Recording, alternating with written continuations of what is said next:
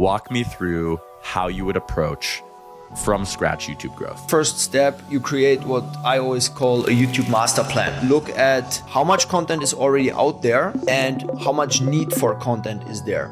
Kevin Jon is an entrepreneur who specializes in growing YouTube channels from zero, helping his clients get millions of views. He manages a thriving portfolio of YouTube channels, as well as helping large traditional media businesses build channels of their own. First video got 500,000 views. The third one got 1 million views. Wow. Right out of the gate. You sold one channel for 93.7 thousand euros. Creator economy is, growing like crazy. And I think right now, the greatest opportunity we have in media is YouTube channels. What are the most important metrics you're tracking as you're trying to grow these channels? The key thing that you want to look out for is... Walk me through how you would approach from scratch YouTube growth. Let's say, for example's sake, give me an industry or niche of a channel you've done this in recently. When talking about YouTube growth, obviously it's always very important. What's your final goal? So when we talk to media companies or we talk to like super small businesses, they usually have completely different goals. Sometimes you want to just generate leads through YouTube and turn these leads into sales for whatever product or service you're selling on the back end. Sometimes you want to actually build a media business, right? So the monetization is going to come out of the ads, sponsorships, and all of that stuff. And most of the time when I talk to anyone, this has changed over the years, but in the past couple of months when I talk to someone, they want to generate sales for their YouTube channel.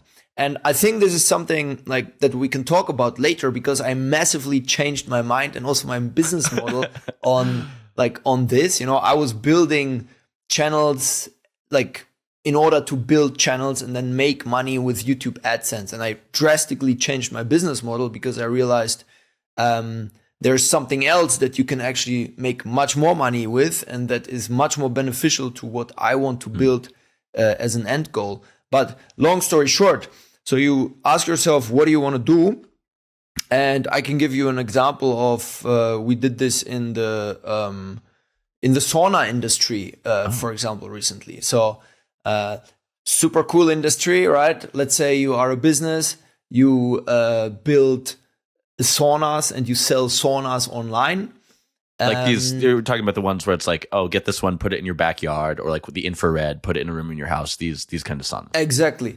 And now, everybody wants to live forever, right? We have Brian Johnson propagating and don't die and stuff like that. So everybody wants to have a freaking sauna. You need to have a sauna. Otherwise, I wish I had. Who the hell are you even without a sauna, right? So let's say you have a sauna business. You want to obviously your goal with the YouTube channel would be you want to sell more freaking saunas, right? So what you do is, as a very first step, you create what I always call a YouTube Masterplan. So you go in there and you analyze what sub niches do you have in the sauna space that are not occupied. And by sub niches, what I mean is there's basically two axes that you have when you look at the YouTube sub niche space. You can sub niche by choosing a format.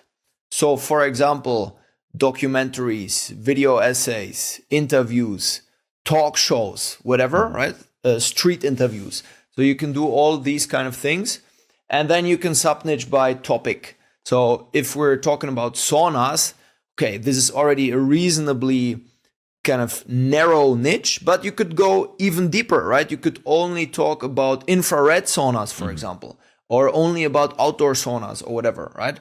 And then your goal should be, as someone who wants to do this, is to really analyze what's out there. In this case, in the sauna space, there's really just a few players there who specialize on only talking about, saunas. So there's a lot of potential there. You could do interviews, you could do, cool case studies, walkthroughs, whatever. You choose a format along these two axes, And that will give you a reasonably clear positioning in the space that you can double down on. And what you want to do there is you want to pay attention to demand and supply dynamics, in the sense that you look at how much content is already out there and how much need for content is there.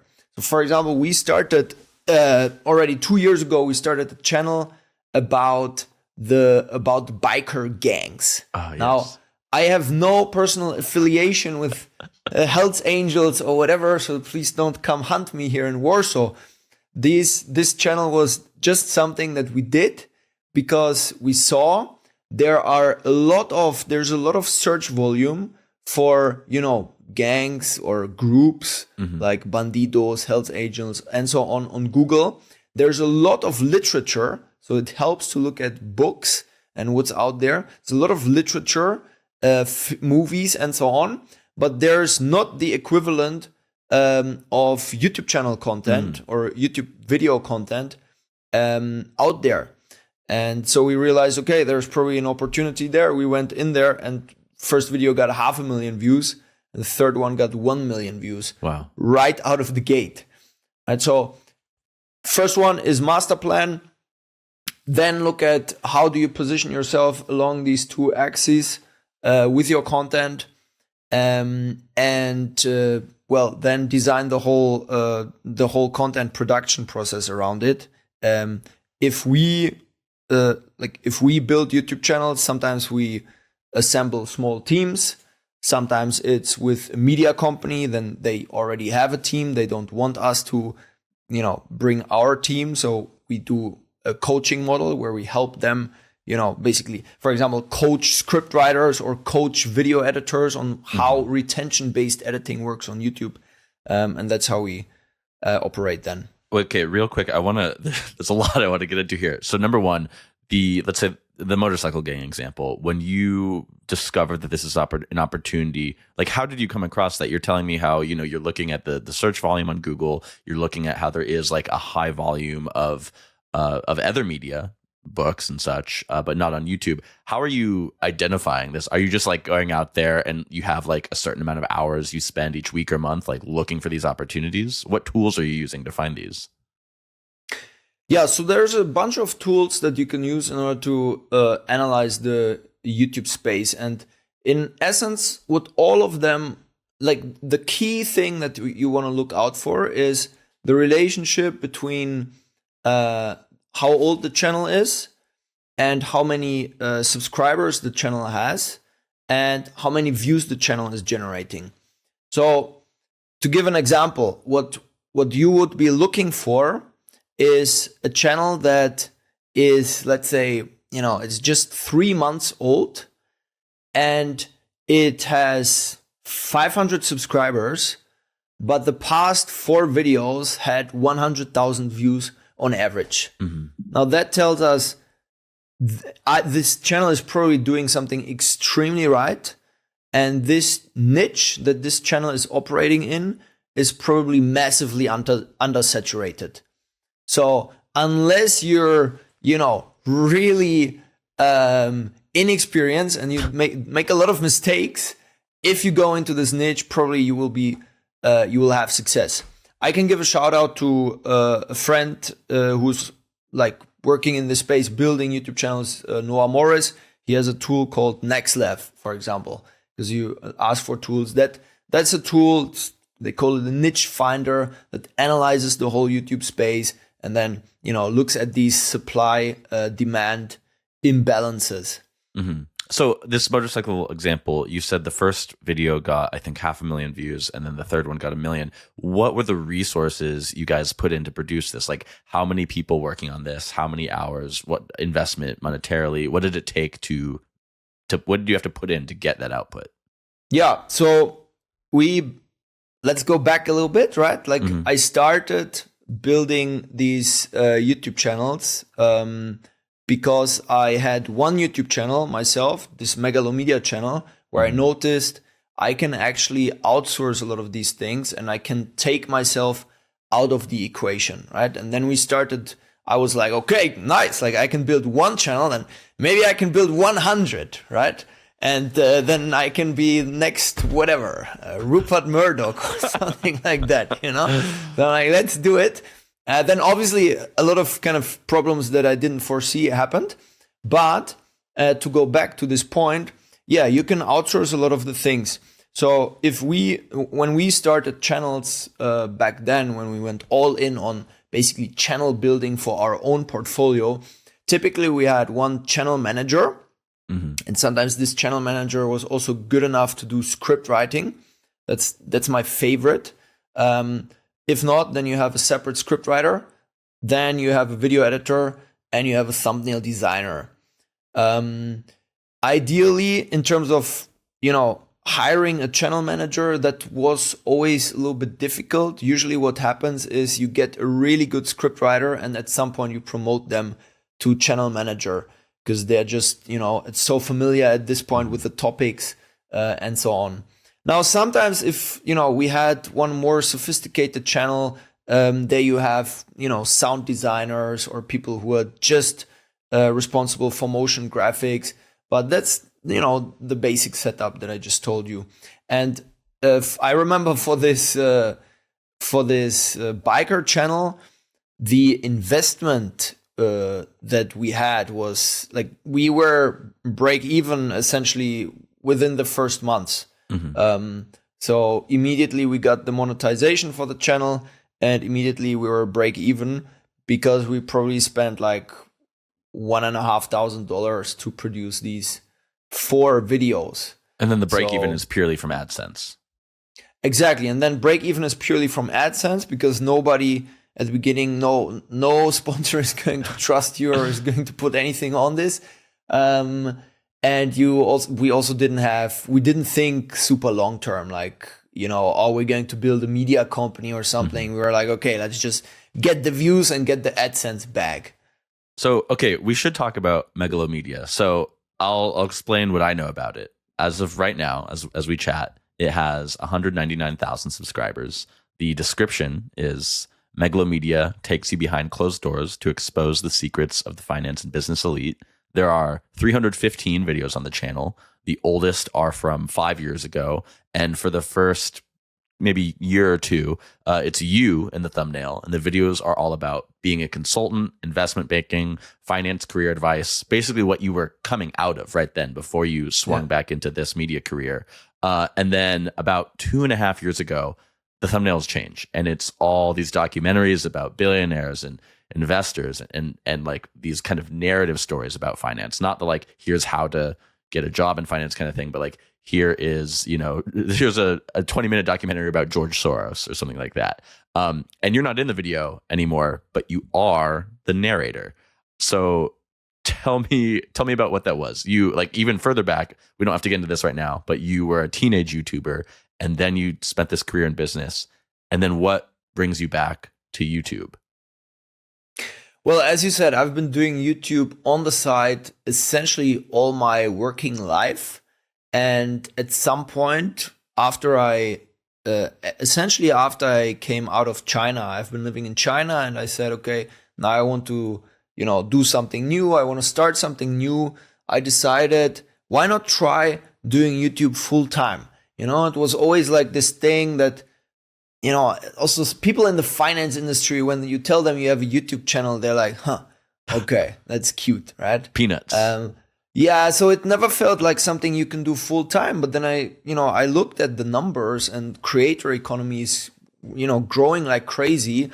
I saw, okay, like probably you can build a YouTube channel that, you know, generates more revenue than some partner salary at Goldman Sachs. So I was like, you know, maybe let me try, just go all in on that. Yeah. And that's what I did. And then I basically turned this channel that was about my personal career in management consulting. I turned it more into a channel where we talked about, you know, finance and business. The initial tagline was that Megalomedia is for megalomaniacs, for people, for the 0.01% that is crazy enough to believe that at some point they can become billionaires, like you. And they can, like me, you know? And so I was like, okay, if I have these megalomania goals, I shall analyze people who actually made it, right? And that was literally the beginning of Megalomedia, where I said, okay, let me look at Bill Ackman and let me analyze how did the guy get started, right? How did he do it? And then I realized, damn, this is a lot of work, right? Like, I'm doing my VC job. At that point, I was working in VC. I was investing in like Chinese startups, helping them, helping startups get into China and so on. And at that point, you know, I was doing this job, and then on the side, on the weekends and in the nights, I was scripting these videos, and I'm like, damn, this is really a lot of work. Yeah. And that's when I said, okay, let me see if I can find some script writers, some video editors. For sure, they cannot replace my genius script writing and video editing skills, right? But of course, I was wrong, right? Like there's massive amounts of very skilled people. At the beginning, everybody starts searching on Upwork, and then they realize, okay, this is not the best source of people. Now, if I'm looking for people, I'm looking in Discord channels, actually, so very specialized Discord channels, or on Twitter, like Twitter or X. It's such a treasure trove of really great media talent. Yeah. Shout out to producer Tom producing this podcast. That's where I found him on Twitter. Absolute legend. Yes. Okay. So the most recent video, you're still very active here. It was 11 days ago. Already has 90,000 views. The bedroom trader who humiliated every banker in Japan. Which I just bring up to ask, you're still producing this. It's still clearly like important to you. What does the channel mean to you now that you're doing so much else? You've got the agency, you've got Deus Media, but you're still doing this. It clearly is like something you care about and enjoy. Yeah, for me, I'll be very honest. Like, I could tell you that I'm so passionate about telling the stories of these media titans or whatever. For me, this is a long-term game. Because if you look at what we do as a whole, we make money with our agency services. So, you know, building channels and shows for small companies, but also for bigger media companies like national television in Germany. And we take these profits and funnel them into our own assets, because I don't want to be a service provider my whole life. I am really passionate about building my own media assets. And I think right now, the greatest opportunity we have in media is YouTube channels. It's so easy to start a channel and get it to, you know, a certain threshold of views, to, let's say, you know, 200,000, 300,000 views per 30 days. And then go from there, you know, funnel these people into a newsletter or whatever, because the audience that you build on YouTube is the stickiest compared to anything else. So that's our overall strategy, right? Like, take the money from the agency, put it into our own network. And this Megalomedia channel is part of the long-term strategy to have our own channel assets. Now, at this point, it's like, you know, we're continuing the production. I have literally, like, let's say 2 hours of work per month with this, which is recording the voiceover. And I have a brilliant team, 2 channel managers actually there. And we're totally running this channel at a loss. So this is not profitable. But it's a calling card, though. Yeah, and I really think that we can turn this into a niche media company. So my goal here is to turn this into something bigger, where we do finance journalism, but in our style, you know? And that's why I want to keep this asset. Let's be real. AI is everywhere, and it's cranking out content nonstop. Most of it is forgettable, and at best, it's kind of weird. But the best creators are doing something different. They're building brands AI can't replace by focusing on their community, their content, and their unique voice. The best creators are also going to the Creator Summit, a free 3-day online event from June 24th through 26th. You'll hear from industry leaders who are growing newsletters, communities, and media businesses that actually last. So if you're tired of chasing trends and ready to build something that matters, this is the event for you. You can get your free ticket to the Creator Summit at live.mightynetworks.com. Okay, so you mentioned that that Megalomedia is operating at a loss. Where do the profits come from in your business right now? Yeah, so essentially, after I started building, I went all in on this idea. Okay, I can build just a massive network of YouTube channels and have 1,000 channels at some point, and basically be king of YouTube. Obviously, it's not as easy. These channels take a lot of work, and I was still operationally quite involved on the strategic level, so I needed to give inputs on topics and titles, for example. Mm-hmm. And I realized, okay, in order to scale this, what I would need to have is strategists who can take on 3 or 4 channels at a time. But these strategists, if you want them to be really good, which they need to be, you're going to pay 5, 8, 10K per month for them, mm-hmm. which then would kind of make the whole thing unprofitable again on a channel per channel basis. So I thought, okay, why don't I just build YouTube channels for companies? Isn't it easier to convince one company to pay me, let's say, 5K, 10K per month for me to build them a nice channel than to build up a channel to the point where it makes 5 or 10K with AdSense? Mm-hmm. And the answer is yes, that's much easier. So during that time when I was building YouTube channels, I already started doing consulting gigs. I, started getting inbound requests from companies to do all kinds of things. And that was super complicated because some of these things were, for example, I remember we hired videographers for some shoot, like street interviews somewhere in the US. And I'm not even based in the US, but I was taking on these projects because people were giving me money. And I was like, okay, they give me money, I do the job, right? Yeah. And then at some point I realized, okay, let me productize that a little bit more. And so now, if we want to talk about the profitable side of the business, there's 2 things that we do. The first one is we build YouTube channels for agencies, consultants, SMEs, with the goal of building channel assets for them that just generate leads mm-hmm. every month for them. So I believe every company should have a YouTube channel, and through this YouTube channel, you can generate leads and ultimately sales very well. And we make sure we build these channels for these companies. They have 0 work with this. And we take care of literally everything: the ideation, the scripting, the editing, and so on. I guess that's more like the boring part, but it's the part that makes good money and is also in high demand because more and more companies are starting to get onto YouTube.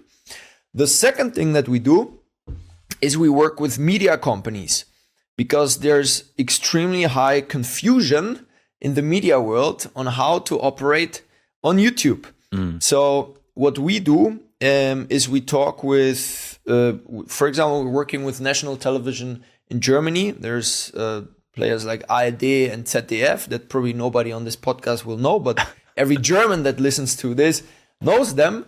And they realize, all of these players realize that linear TV is just going down, right? Nobody's watching that.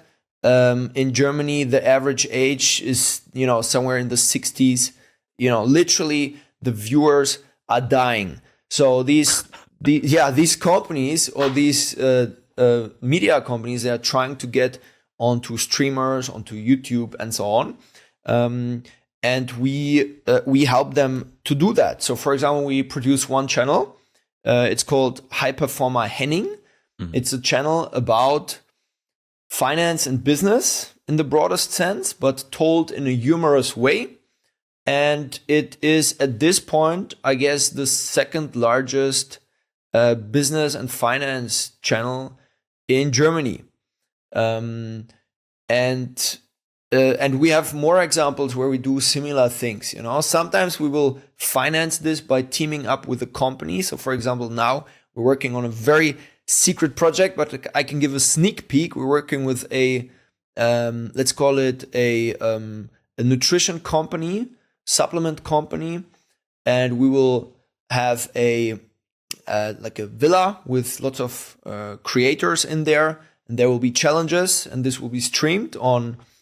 We're talking to Netflix, Amazon Prime, and all the other players. So it's like now. Love Island, but kind of, yeah. It's like a real show, and then you have a company in the background who have products that fit the show, that finance this whole thing, and those are the kind of things that we do right now with this production company. I'm curious about working with some of these actual traditional media companies versus some of the companies that want to be on YouTube but don't traditionally work within media.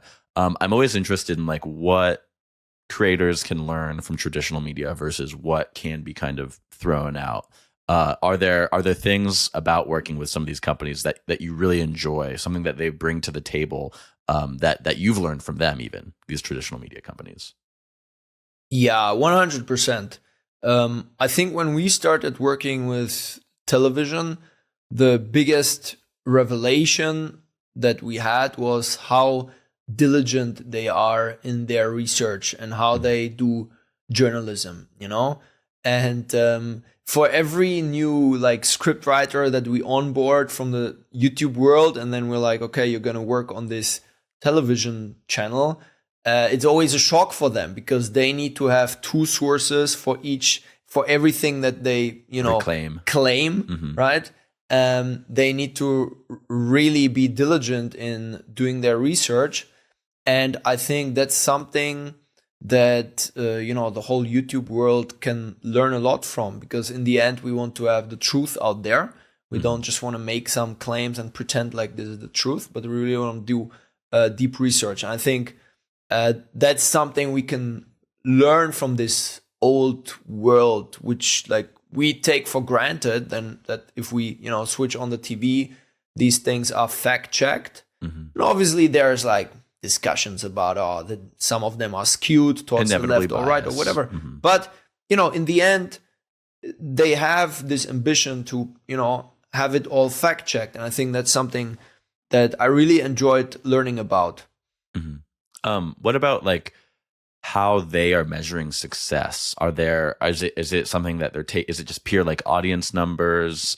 Is it outpacing their viewership from traditional linear television? How are traditional media companies they're working with measuring success on YouTube?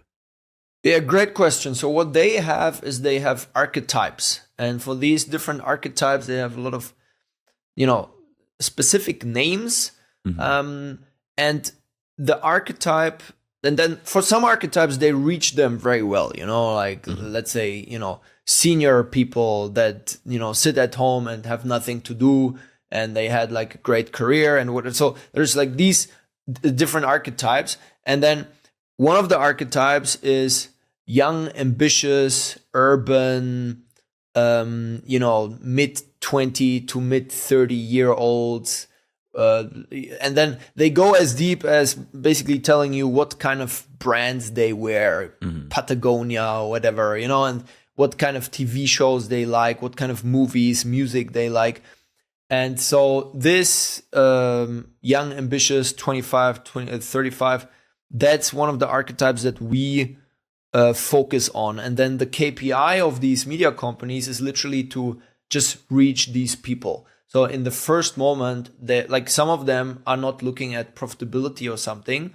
They just have the goal to reach them.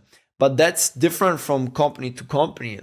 When we work with these big national television companies, they are funded by the state. So their mission is to reach everyone in the whole population. That's why they don't really care if, they run this at a profit or not. They're tax funded anyways. They just need to reach everyone with their content. To distribute information. Exactly, to distribute information and education evenly. Now, if we work with a couple of smaller privately owned media companies, for them it's, you know, obviously heavily skewed towards being break even, being profitable, and they're, to be honest, it's not like you realize that they don't have a lot of money, and it's a tough business, and they really need to make the calculations. They need to look at, okay, can we afford this? And then it helps if some of them have great products in the back end, like, you know, memberships that work extremely well, or other value added services that they can sell through their distribution. Mm-hmm. Remaining on the topic of metrics, for the channels that you own, that you are standing up, like that motorcycle gang channel, for example, what are the most important metrics you're tracking as you're trying to grow these channels, and then as you're sustaining them once they've actually reached a certain level of growth? So what we've always tracked is very simply just the subscribers and the views. But I'll tell you honestly, what we do what we'll do in the future is we want to look at how this converts to something at the back end. Because I realized I don't want to build YouTube channels or niche media companies. So let's say a YouTube channel plus a newsletter plus, you know, short form on TikTok, Instagram, whatever. I don't want to build this just with the goal to monetize it through ads and sponsorships. I don't think that's a great strategy. So what we are tracking is how this converts to whatever offer we're selling in the back end. And then it becomes something that is much easier to finance, and something that is much closer to what we're doing right now with our clients already, right? Like for our clients, we're not building channels so that they have a fancy channel and they get famous, right? What they want is sales. And so this is super cool, because I'm doing something that is helping us build up cash flow, and at the same time I'm doing exactly what I will do with my own portfolio, which is then convert these views into cash flow with a nice offer in the back end. And so one more thing that we started doing with some of these channels is to offer lead magnets. So basically turn these YouTube views into email subscribers. And that for us is a pretty important metric to see, okay, how many people do actually sign up as a percentage of the views? Because that tells us, okay, we're up to something. If this lead magnet works, then probably we can offer a product in this direction. Mm-hmm. You've brought this up a couple times now, how you've evolved from like being focused on building the channel and AdSense revenue into now this more diversified business. You've started talking about newsletters, other platforms. Tell me about what your ambition is in terms of the structure of the business you're trying to build over whatever time span makes sense to you. Maybe like over the next 5 years, what your ideal business structure is for everything you're doing. It's very straightforward. So I think we'll always do agency services, and for these agency services, building YouTube channels, helping media companies build YouTube channels. I want this to be the biggest YouTube agency in the world. I think we have so much potential there. There's so much need for this, and YouTube is just going to keep growing. And I want us as a company to be focused on YouTube solely and be extremely good with that. And then be like focus on making money for people through YouTube, not just focus on building cool channels or whatever, right? Like it's very performance driven. So that's for the agency side of things.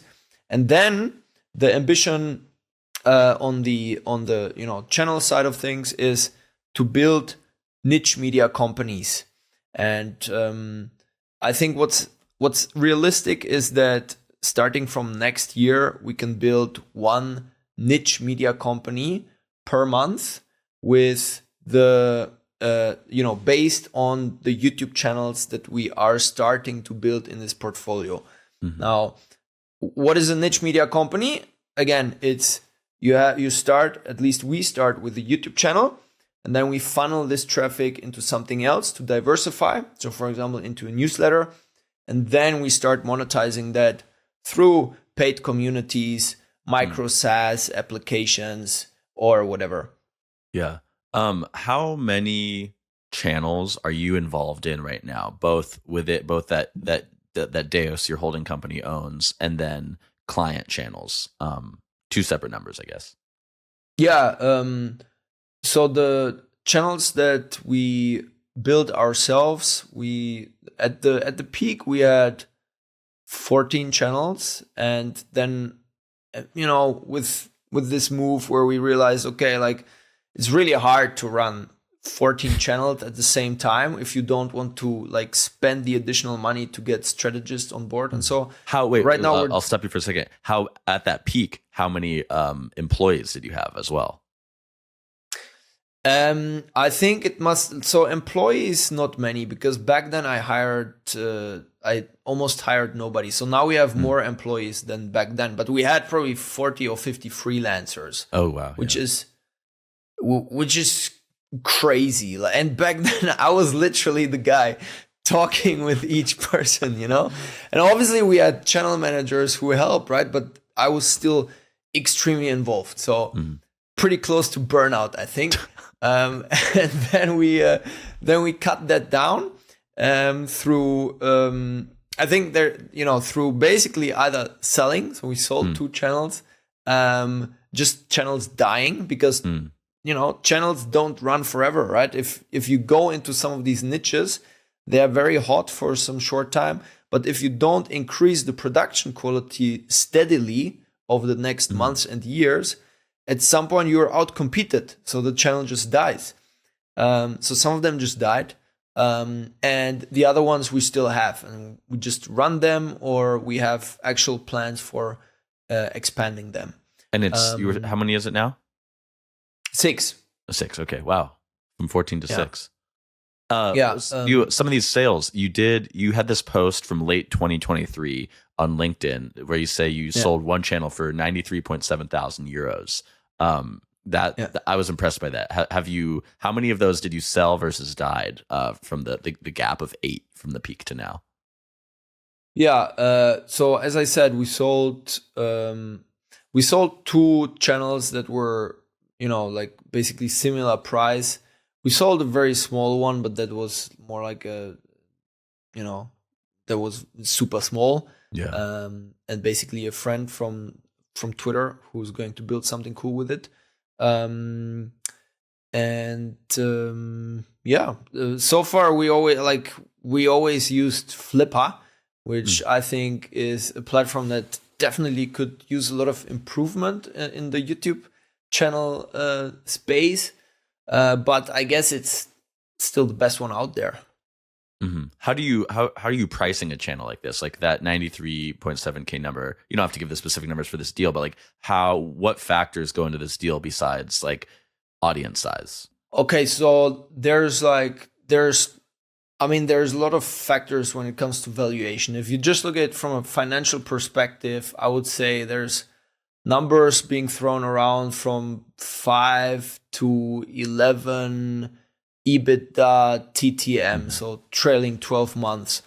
That's like purely financially, right? If you look at the EBITDA, from a kind of, if you do a little bit of qualitative analysis, what I would look at for these channels is what's the long-term potential to turn this into, an actual media company, because I think what you want to avoid is to just have a channel that can just be a channel. You want to turn this into something bigger. And luckily, YouTube gives you that possibility in many, many cases if you do it cleverly. So then if you have a channel that can, right now it's just a channel with funny video essays, but maybe in the future you can introduce a host, and you can build a little bit more of this audience connection. And then maybe you can introduce a second format, which is like a daily show or whatever, right? Then suddenly this channel could be worth much more. Yeah. Okay. I want to bring up something I learned from another interview I recently did. This one is not out as we're speaking, but by the time this episode is out, it will be out. This YouTube strategist named Haley Rose. She spent a decade within Google and YouTube, and then now for the past year and a few months, she's been working as a YouTube strategist. She specializes in helping people who might have already large audiences on other platforms grow on YouTube, or if they have, already a few 100,000 on YouTube, really accelerating them. And at the core of it, she shared her 5-step anatomy of an upload system. And I wanted to ask, I'll read it out, but I wanted to ask if this resonates with how you guys approach YouTube. So the 5 steps, number 1 is idea. Is it actually worth making? Is it viable for YouTube? Number 2, pre-production. Can you draft the title, the thumbnail, the script before you shoot and get that all squared away? Number 3, shoot day. Can you make sure you're really batching, you're really efficient with film days, make it sustainable? Number 4, editing. Can you really be efficient and ruthless about how you're killing your darlings and turning this into like a quality product? Number 5, the upload and the post upload, right? Do you have a plan B if the video flops in the first few hours? Do you have additional thumbnails ready to deploy and experiment with? So that's it. Does that map roughly with how you guys approach YouTube production, or what would the differences be? I would say we spend more time at the front to create this master plan that already gives us a lot of the answers later on. So when we create our master plan for a new channel, whether it's for a client or it's for ourselves, we already ask ourselves, how can we make the production, for example, these shoot days? How can we find a content format that doesn't require us to, for example, go out and have film days, right? Yeah. So how can we build formats that are as simple as possible with the most effect as possible? And all of that goes kind of into a master plan that we create at the beginning. Yeah. AI makes it easier than ever to churn out content. So easy, most of it gets ignored. That's why you should check out the Creator Summit, a free 3-day virtual event happening June 24th through 26th. It's all about building something AI can't replace, like a business model rooted in community, connection, and recurring revenue.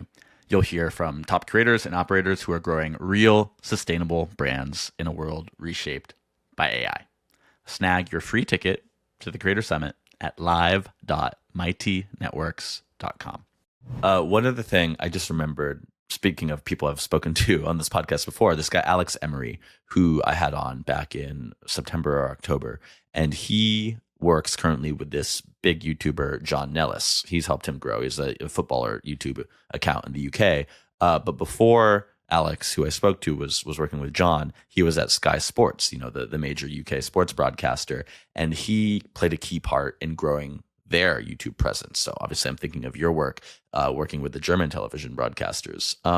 And what he did was like basically taking their portfolio of hosts and their like obviously massive portfolio of content that they're producing on a week-to-week basis, as well as their archive, and doing things like, here's like how we can kind of jump on this YouTube format and cut up existing content and do a 5-minute video for this, or eventually they started making YouTube first series.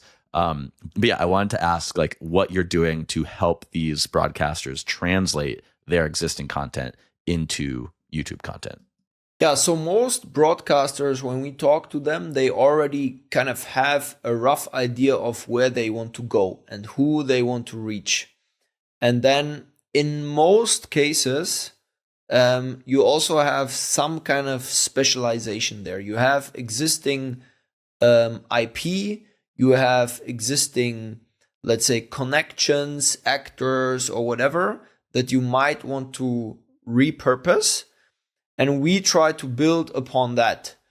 And then what we do is we take our knowledge, being, people YouTube first, and basically having grown up with this platform. And many of my team members, they're like 20, 22, 25, whatever. So young people that consider YouTube their life.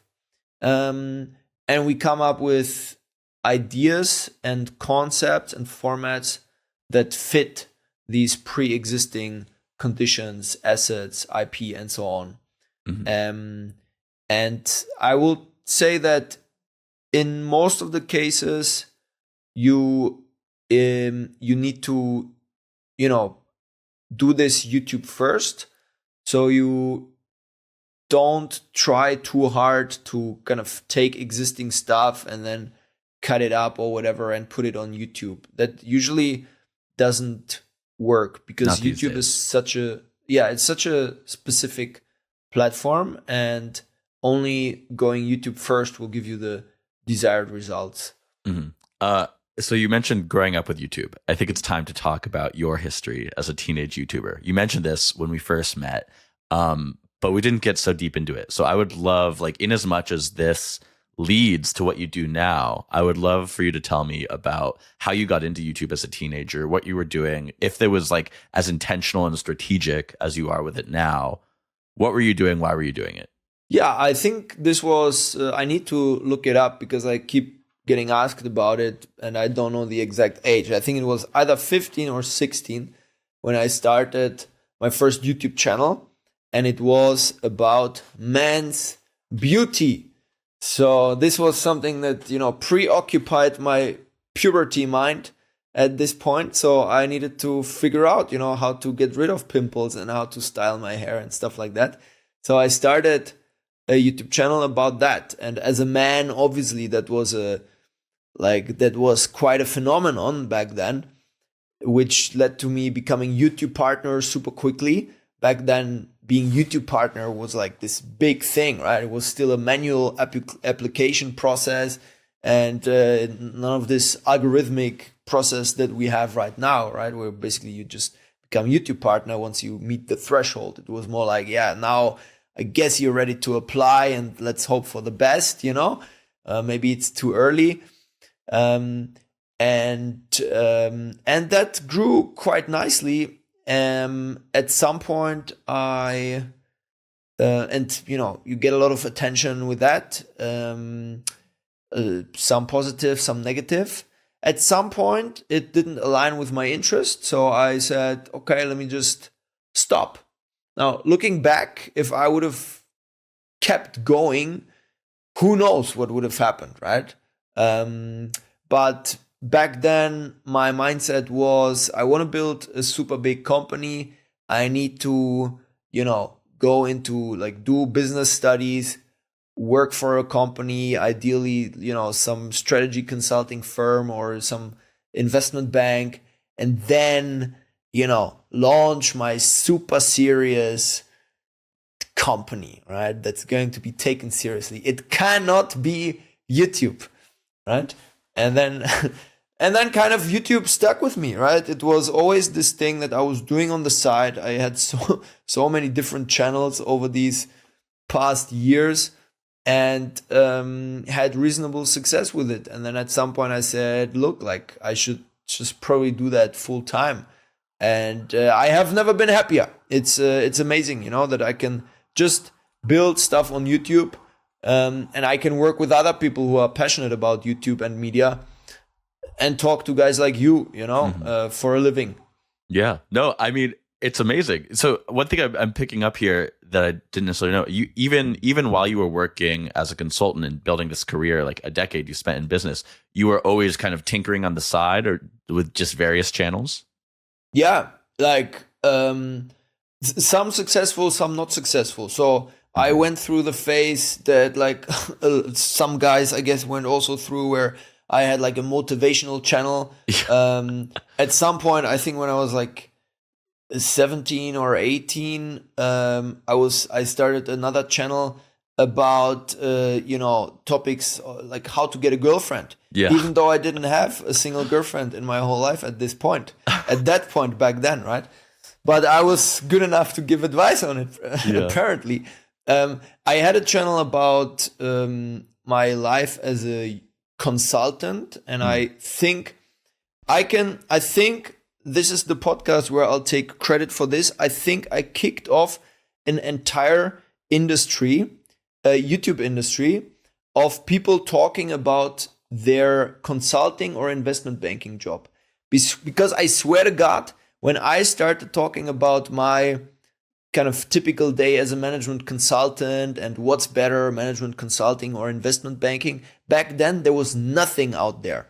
And now if you look on YouTube, it's flooded with people from McKinsey, Goldman Sachs, JP Morgan, Big Four, KPMG, PwC, whatever, talking about their typical days. And I tend to believe that I kicked this off, At some point I stopped because I'll be honest, this also, led to quite some scrutiny from my employer back then, because nobody was doing that on YouTube. It was a very novel thing. And here's this guy talking very transparently about his job and what he likes about it, but also what he doesn't like about it.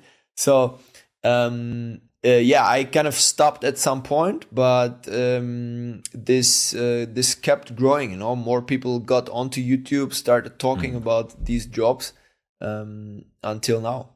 Well, I only have one source here. Speaking of the rigor of traditional media, but we could call it for now. You're the original consultant YouTuber. Only have one source, but another thing I wanted to ask about, and I don't know if there's anything here, so let me know. But you spent many years living in Shanghai.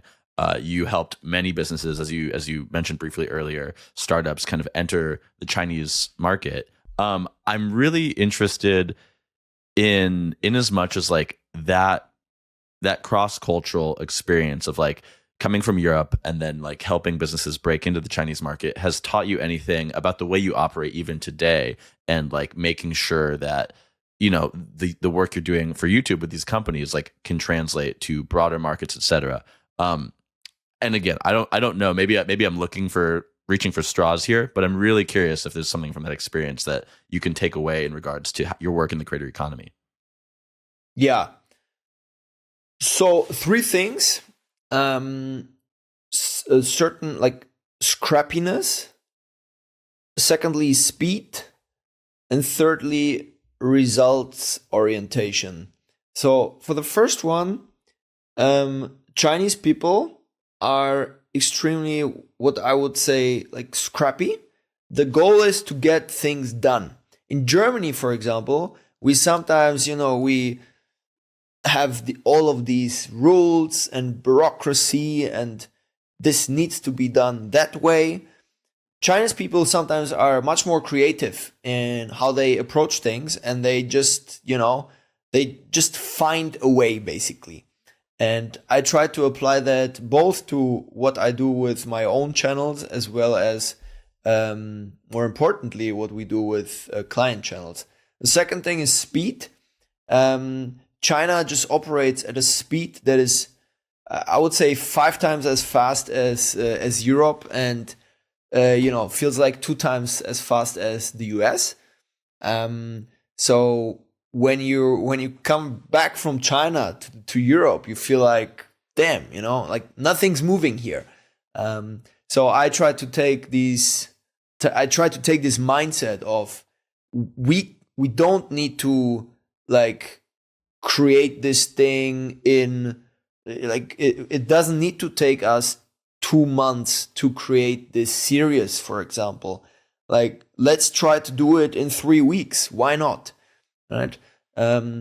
So speed is the second thing.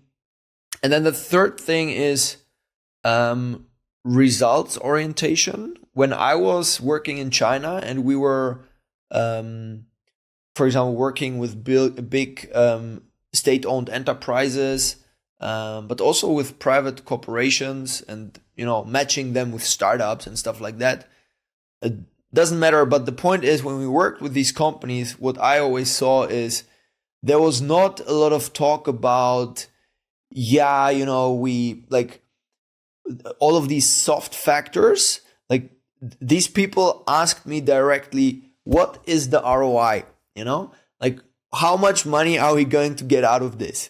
And if you can't make us more money than you're costing, then we're not going to work with you. And they were surprisingly direct about this, given that the Chinese culture is a culture of indirectness, and I really like this results orientation and try to apply it to my own business too. Nice. Yeah. Do you think then you were saying how like you came back to Europe and it's like everything moves so slow? You think it gave you an advantage in how you operate spending that time in China? 100%. Yeah. Gives you a different mindset. But you need refreshers because you get used to Europe, so you need to go back to China for like a month and like soak it all in, and then return again. like a cold plunge if we're going back. Yeah, to saunas.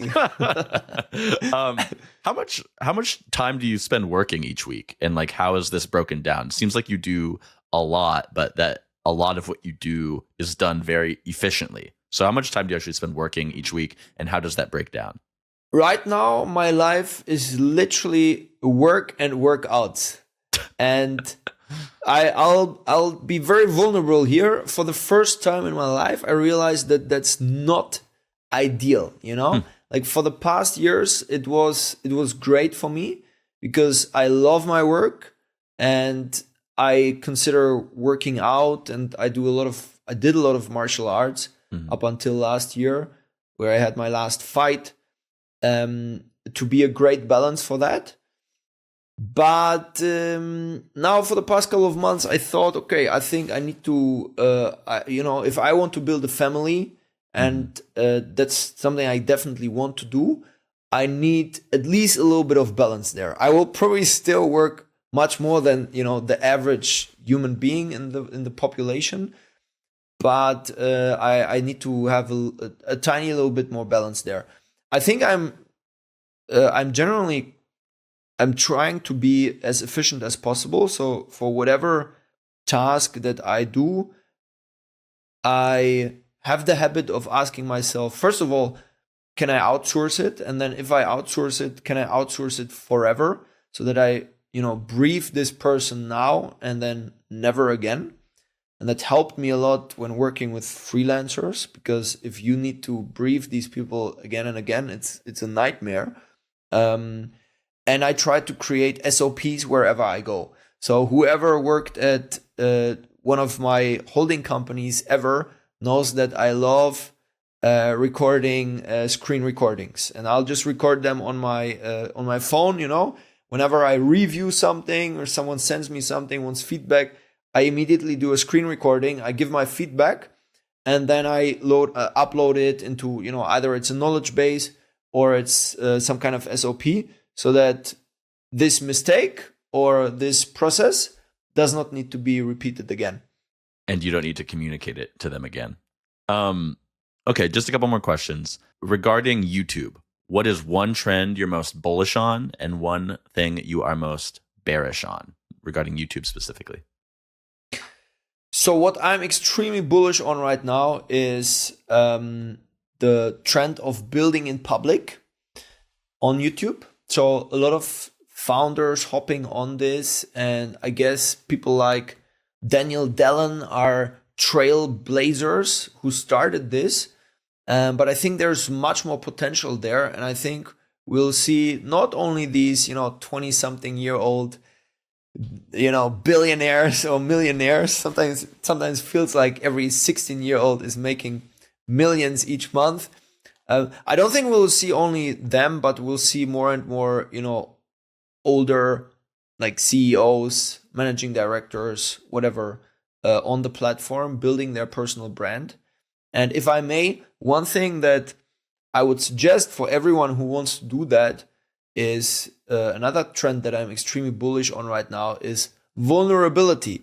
So just as I told you right now that, I feel like I'm not doing everything right here with my work-life balance, I think if you can be vulnerable on YouTube in your building in public format, that works extremely well. Because people are so tired of seeing all these like private jets and Rolexes and whatever, and I have the perfect life, I have it all figured out.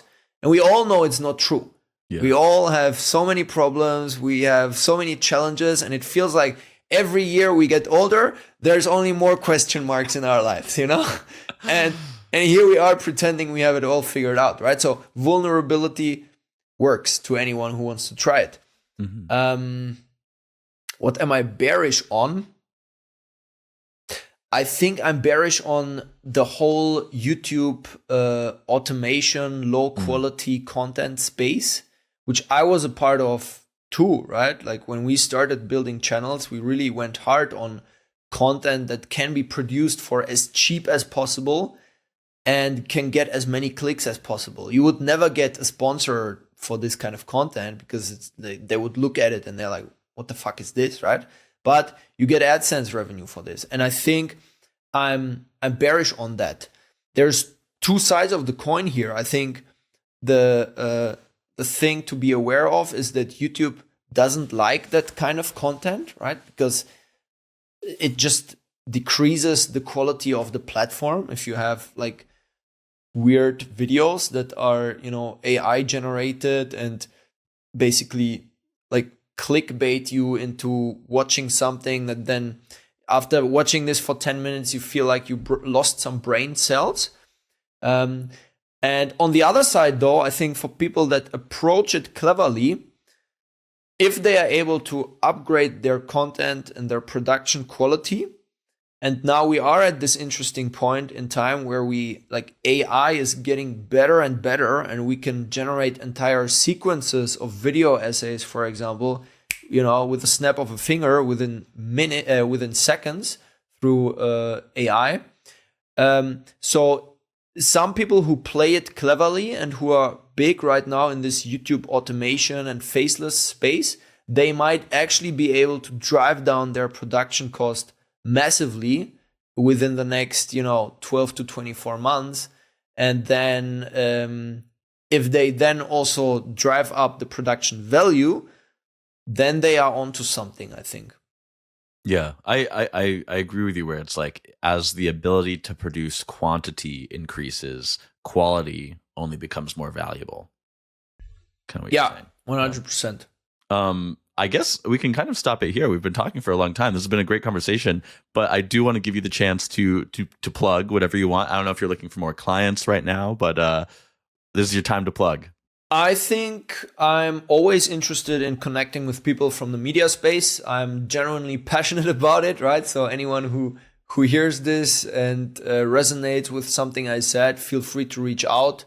My agency Channelcraft is always there to help build you a YouTube channel that generates leads every month with very little effort. So if you have been looking at YouTube and you're like, it's hours and hours of work and is it going to work out and it's complicated, then, we can make that very easy for you and we're happy to help. But in general, I'm happy to connect with people from the space, share knowledge and build, personal relationships, because in the end, that's what makes our lives more interesting. That's what it's all about. He's on LinkedIn, people. Hit him up. Kevin, thank you for coming on. This was a blast. Thank you so much, man. All right, listener, see you next week.